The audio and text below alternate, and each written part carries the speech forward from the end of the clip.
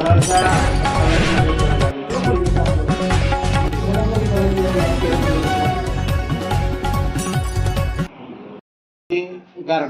तुम्ही आज पाहणी केली त्या संदर्भात काय तुम्ही पाहिलं आणि त्या ठिकाणी काय काय दिसतं या संदर्भात?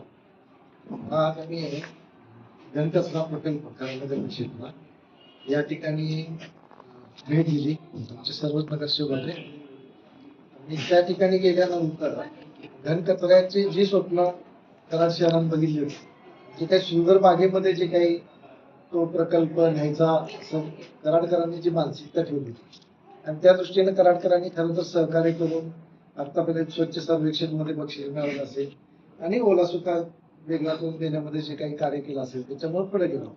पण आज घनकचरा प्रकल्पावरती गेल्यानंतर प्रकल्प पूर्णतः बंद अवस्थेत आहे असं आमची मानसिकता झाली.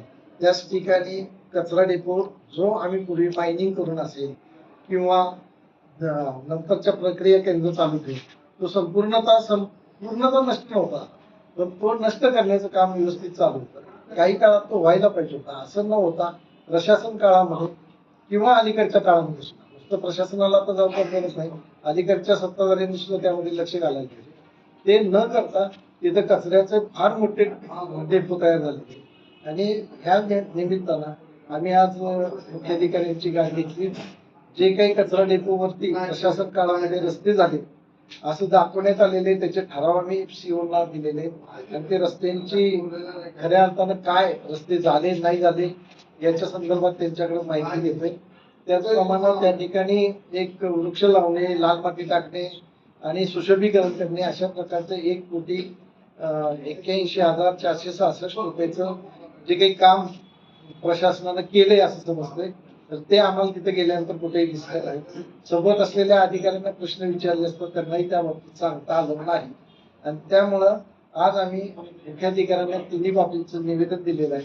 यातलं सूक्ष्म त्यांनी लवकरात लवकर लावावं आणि ते 7 दिवसाच्या आम्हाला म्हणले की तुम्हाला माहिती देईल आणि ह्याच्यामध्ये जर कोणाचा हेतू परस्पर जे काही कामं न करताच बिलं काढली असतील किंवा ह्या घनकचरा प्रकल्पातील ठेकेदाराला जर ते पाठीशी घालून जर तो घनकचरा प्रकल्प उद्ध्वस्त करण्याच्या ह्याच्यात तर आम्ही काही दिवसातच या प्रक्रियेमध्ये सुधारणा नाही झाली तर आम्ही आंदोलन पूर्णता करणार आहोत. आणि ते आम्ही नुसतं बोलत नाहीये तर तुम्हाला हे प्रक्रियेत येताना दिसेल की आम्ही वारंवार इशारे देतो, प्रत्येक गोष्टीचा वेगळा इशारा देतो. आज त्यांनी बीपीसीएलच्या बाबतीत आम्ही जो इशारा दिला होता अन्यथा आम्ही बोंबाबोंब आंदोलन होतो.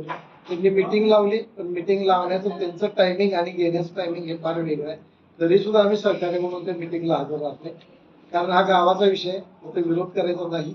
आम्ही तिथे जाऊन सहकार्याची भूमिका ठेवू. पण सत्ताधाऱ्यांनी आता लक्षात ठेवावं, आता वेळ न दवडता कराड शहरानं ज्या विश्वासानं निवडून दिले त्या विश्वासानं तिथे काम करायला सुरुवात करावी, अन्यथा तो लोकांचा विश्वासघात झाला असं म्हणून. एकूण किती रस्ते त्या ठिकाणी ठराव झाले तर त्या ठिकाणी 6 झाले, त्यातला एक आम्हाला दिसला. ते तोडून त्यांनी केलेले.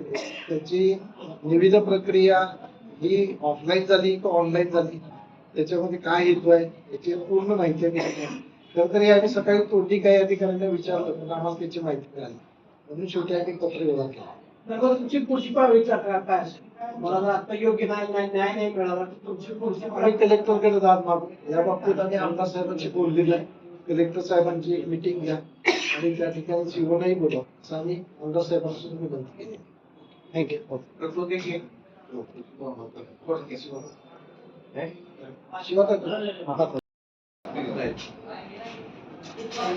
डिसेंबर महिन्यामध्ये निवडणुकीचा निकाल जाहीर झाल्यानंतर आज जवळपास 7 महिने पूर्ण झालेले आहेत. त्यामध्ये साधारणतः एक विशेष सभा, एक स्टँडिंग आणि एकच जीबी झालेली आहे.